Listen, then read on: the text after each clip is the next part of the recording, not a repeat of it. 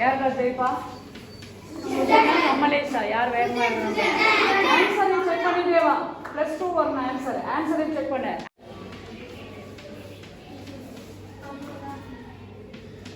யார் ஃபர்ஸ்ட் முடிக்கிறாங்கன்னு பார்ப்போம்.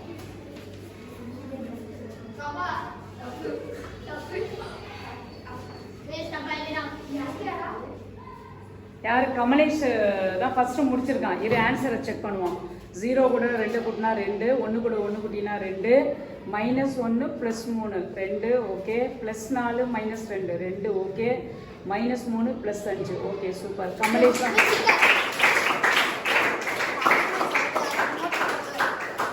நீ என்ன பண்ணிருக்க?